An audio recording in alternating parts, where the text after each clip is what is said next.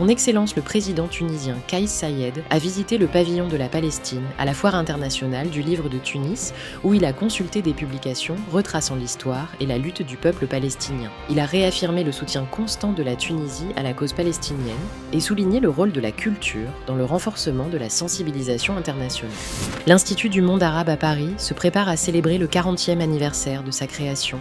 avec une nouvelle direction visant à renforcer la présence culturelle arabe, soutenir la coproduction,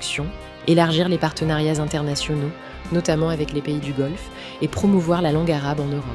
Le grand imam d'Al-Azhar, le docteur Ahmed El-Tayeb, a reçu l'ambassadeur du Mali au Caire, affirmant la volonté d'Al-Azhar d'augmenter les bourses d'études et de former des imams maliens dans le cadre du soutien à la modération, de la lutte contre l'extrémisme et du renforcement de la coopération scientifique et religieuse entre les deux parties.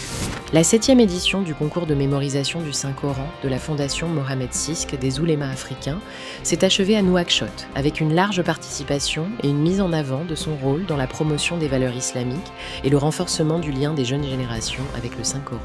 Le ministre de l'Information du Bangladesh a confirmé les efforts visant à élaborer un nouveau cadre conciliant la liberté des médias et l'objectivité journalistique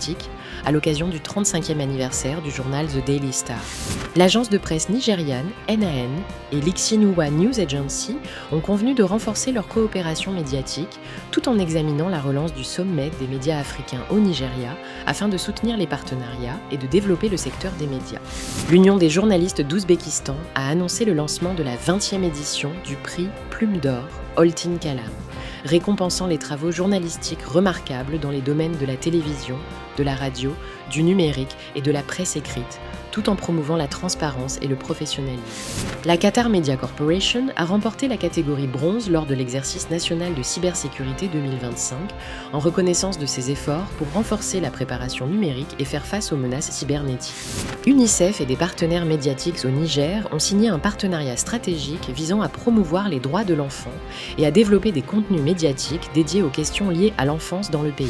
Abidjan a accueilli la première édition des Journées internationales de la communication, où le ministre de la Communication de Côte d'Ivoire a souligné l'importance de la régulation pour soutenir la croissance du secteur des médias, renforcer sa stabilité et lutter contre la désinformation. Le ministère saoudien des médias a mis en lumière le parcours du journaliste Khaled Al-Malik, l'un des pionniers les plus éminents du journalisme dans le royaume, dont la carrière s'étend sur plus de 60 ans et qui a joué un rôle clé dans le développement du secteur et la transformation du journal Al Jazeera en un quotidien de premier plan.